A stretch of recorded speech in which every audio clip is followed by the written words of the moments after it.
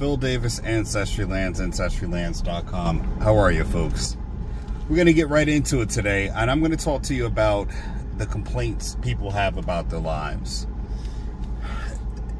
I'm guilty of it too at some point in my life, where you talk to people and they complain about the things in their life that they're going through, and most of the time there are things that they can change. I'm going to tell you right now, in this day and age and time, you got to have it I'm going to get shit done attitude.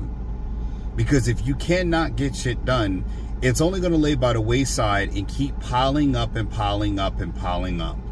Now, I'm not a person that really much likes a to-do list, because to me, a lot of the self-help, videos, reels, suggestions, books, even that, about getting organized, comes from people who are not internally organized. They can't create a system within their self, and that's something that you have to do in life and business, personally and socially. The worst thing in the world is when you only organize yourself when you're paid to do it, and you don't do it for yourself, as if because you don't get an actual hourly wage from your own productiveness in life for the things that you do to build up yourself, you should not be motivated by a paycheck to improve you. You shouldn't be motivated by a paycheck to be orderly and to be skillful in the things that others can utilize your skills for. You shouldn't, let me say that again. You should not be paid, only be paid to be utilized or build skills just so you can be paid to be utilized for those skills. That should not be your only motivation in life. Because again, the reason why you don't pay yourself is because you have the greatest value. Because you eating has the greatest value on something that you can't be paid hourly for, which is generally your health, right? Because if you could get paid, if you had to do something about, hold on, let me fix this a little bit, being paid for your health, it obviously would lead to a lot more money. But again, that's your ability to live. It costs more when you're not healthy than you are to be healthy. But again, what we don't do is organize our life, our lifestyle around the same efficiencies that we have when we are employed. Because again, we're motivated by something that actually is worth less than building skills that will be helpful in life. Now, if you're organized at work and you're organized at home, you should see that you might need reminders. Like, that's what I use. I use a lot of reminders to help me so I don't forget the things that I need to get done. But when I say you need to have a get shit done attitude, is because when you have things to do, when you wake up in the morning, when you have 9 things to do, you get started right away. You don't wait until I'm gonna do it later, I'm gonna start after breakfast. You are literally trying to eliminate tasks that are lingering for you over a prolonged period of time. You're not interested in waiting another day, another minute, another second to try to get those things done. You want to get them done as quickly and as efficiently as possible. And that's the get shit done mindset that you got to have. And when you do that, your children are watching. Your wife is watching. Your children, your husband is watching that attitude. And the reason why the one person, whoever's watching this video, needs to have that kind of attitude is because people will go to a get shit done kind of person and they want them to do it. And when a person leans and looks for you to be that person that can get stuff done, then what ends up happening is you begin to start adjusting your price. You begin to start building up a resume or skills based upon your ability to be effective and efficient.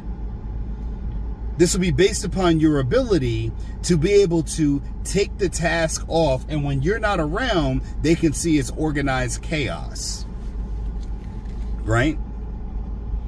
Because again, what happens is the numbers go down. The productivity goes up and they can see it shoot down, which means that you only have to ask one time. And if they don't, you walk away and you go back and say, okay, well, now I got to find a better buyer for my skills, my services. You can't be a get shit done person in a relationship and think that just because a woman walks out on you, that she's going to find a better deal just because she's with another person. Believe me, she'll fill that void. You got a lot of times where high producers, their women won't leave them so quickly because they are so productive that they would have a drastic drop in lifestyle if they were to, if that person were, they would actually leave that person. This is why a lot of higher income families, they stay married longer. Now you might say, what about these people getting divorced, this, and this? Well, that's because the wealth is so massive that they can part with it and still maintain wealth. Now, you can't do that as a middle class family and think that you're going to separate and you're going to maintain some level of wealth when you're dividing up $100,000. That doesn't put you at, if you have $100,000 saved, you divide that up, you don't have anywhere close to $100,000 anymore. You're literally dividing up the wealth in your household. But again, what we've seen in cases like Jeff Bezos, people who've gotten divorced, they've made a lot more money after the divorce because they are a get stuff done person. Now, this is not about marriage. It's just about the fact that a person who can get stuff done, even after Jeff Bezos got a divorce, he ended up becoming worth more than he was when he was married. And that is because of his productivity, his ability to get stuff done. That is now feeding itself. Because he got stuff done, his business is set up that it gets shit done. And when the business runs the same way as the boss, then stuff gets done.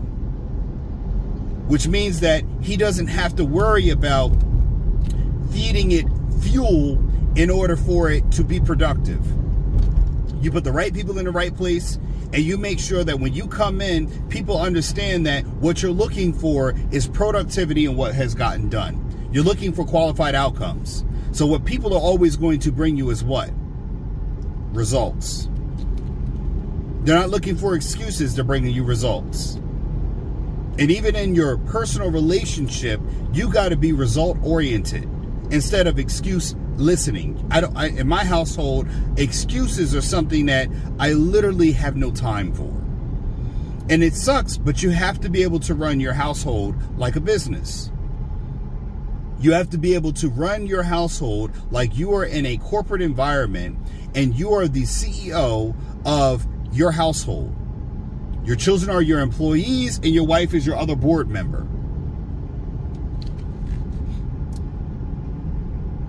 Or COO. And again, you got to run it that way, and everybody understands that what we're looking for are results, not feelings, not explanation, not excuses. What I'm looking for is qualified results. When my kids tell me that they ran into a problem, one of the first things that I'm looking for and I ask for is, okay, well, what did you do about it? You didn't and here's a classic example. They didn't know how to do something. What I'm looking for is that, have they tried? And secondly, have they asked for help? I want to know, what did you try to do? Where did you fail at? And then again, is it something beyond your capacity, which means dad has to do it? Or is it something that I can push you in the right direction to think about or consider in order for you to find the right answer, or even be wrong in trying to attempt to find the right answer? And that's where critical thinking is. I've had to stop my wife many a time from giving the kids the answer. And again, that's something that people have to be very careful about, is when a person is talking, when one parent is talking to the child, is to do not interrupt, thinking that you are helping by talking and giving them the answer. You want to allow their mind to think through things, to work things out, and come to the answer. The key is, with parenting, you got to have some patience. Because again, you really only have 5 years. The first 5 years, you're getting ready for school. And then all the years afterwards, you're kind of getting them ready for adulthood.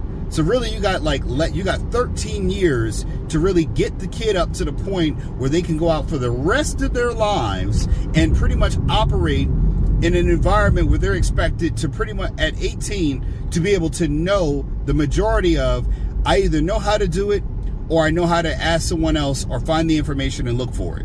Those are the two major things that a young adult has to be able to accomplish. They either have to know how to do it or they have to be able to find a way to seek help to get the answers to figure out how to do it. So you're either going to have to find or figure it out. You figure it out by asking, seeking expert advice. And after some time beyond being a young adult, you will move into the next phase where you start to gain experience through wisdom and life experience. And at some point far reaching beyond in the future, you start to ascertain this thing called wisdom, because life starts to become repetitive at some point. You start to see the same things happening over again, just now in the younger generation. Because again, every generation thinks that they took the first step on the moon. Every generation thinks that the sunrise they see is the first sunrise that has ever happened in the history of the world. Before then, it was just black and white. Now, there are some technological advances that are exceptions to that rule because new technologies are being improved all the time. So the standard of living might change based upon some technological advances, i.e., I didn't grow up with cell phones. My kids are growing up with cell phones and smart watches, so it's different, but it is still a form of communication. It has not changed in its base function. Technology has either made you more accessible or it has made you inaccessible in some ways.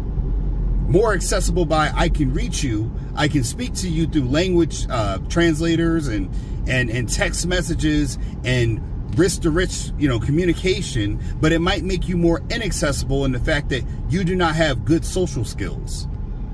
You don't communicate well, despite there are multiple forms of communication. You ever see somebody at work that they do stuff but don't document it? They do stuff and don't tell anybody, or your wife does something, or your husband does something and doesn't tell you about it, then you look like a fool, or you've done it twice. We have that where clear communication is needed in all things. And when you get stuff done, that communication is part of that handoff. And that's something that's very important that people are missing. But again, you should not need a pay structure in order for you to be that way, because again, people are watching your actions more than they're watching your words. Now, I could talk about all these things, but then you can see my life and be like, oh, Phil's a wreck. So everything I'm saying is not going to match up when you look and peel back the layers and say, okay, well, he's talking about land, but he never had an ownership of any property. He says go to Ancestry lands, but Ancestry lands is really owned by someone else. See, again, it's not matching up. And that's not the case because I own every property that I've ever sold and ever put on Ancestry lands. That's the formula, is that we own the property. We're giving away ownership. Not really just land. We're giving you away ownership, something that matters in this country. And banks don't even give you ownership. They give you the opportunity to own. And most people walking around, you see, have mortgages. They don't have real home ownership. They're just called homeowners, when really they're just deed owners. They're loan holders. But we're talking about people who can say, I have the ability to sign for this, and I'm not looking for anyone else's permission. I'm the person that will answer yes or no to the price that's sold, not anyone else. I have the authority to sign here. I don't have to check with a bank. I don't have to check with anyone else. I am the grantor. I have to explain that to people who get new properties from me. And congratulations for the new property owners, Vera. She actually got my first property. It's been 6 years, and she finally owns the property. She has the contract. All she's got to do is keep making her payments, and she owns. And it doesn't take you 30 years to get that ownership of that property. And she only got it for like $140 a month. It was like quarter of an acre. It's crazy. It's the first property I ever owned. It's been gone. My first love. Any which way, congratulations, Vera. But my point is that you got to have stuff done. And again, people are not going to feel comfortable with your pace and your productivity. They're going to feel, the first thing they're going to do is have a problem because they don't feel adequate with your level of productivity. Your friends, your family, your wife, your husband, your children, and everyone's going to do everything to tell you how you should change that. But here's my point is that, and I tell people all the time, with your advice should come consideration whether you're going to be the one to pay when it comes to it doesn't work.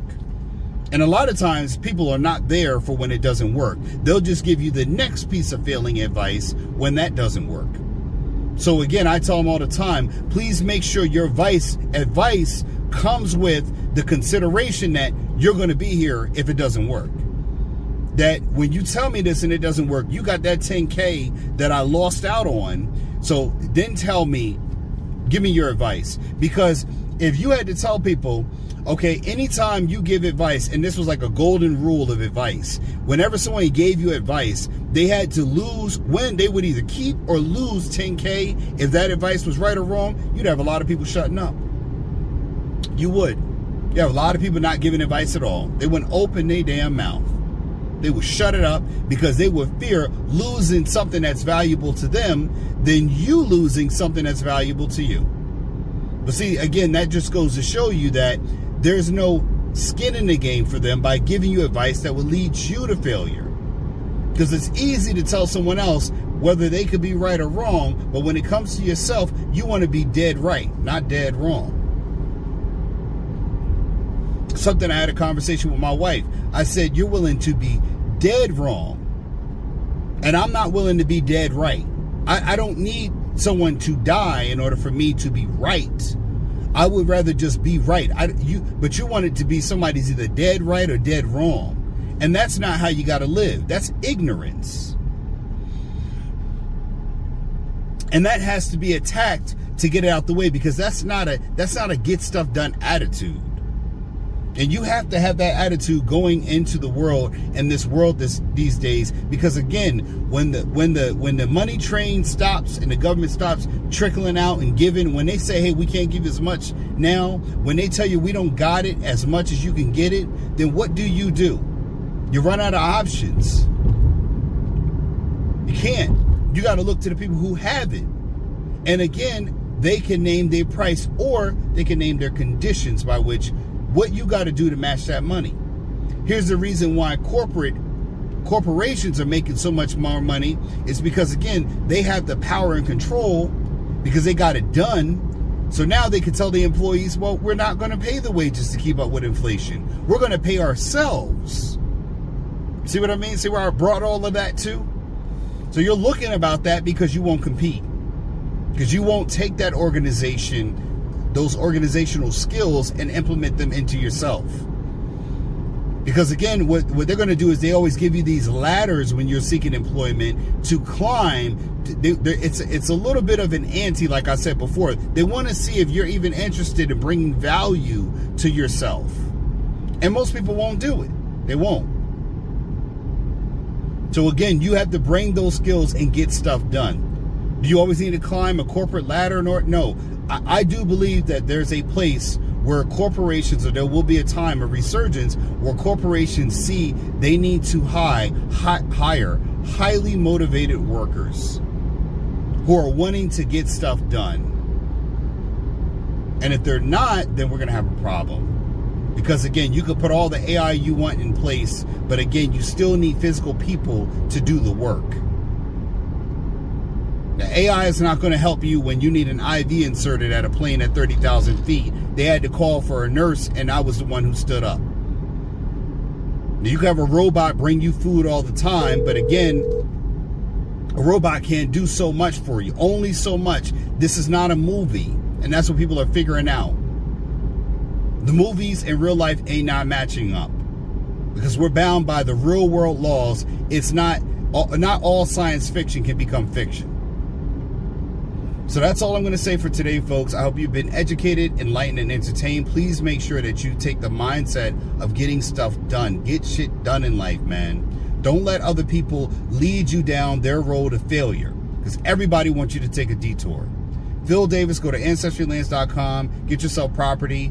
Make sure, folks, that you own and you're not owned as property. Phil Davis, Ancestry Lands. Oh, don't forget my book on Amazon. Links in the description section below. Second paragraph, all right? Getting Dollars from Dirt, a beginner's guide to vacant land investing. Go there and get yourself a copy. Make sure you learn something, all right? Take care, folks. Phil Davis, and I'm out. Peace. Are you confused with today's real estate market?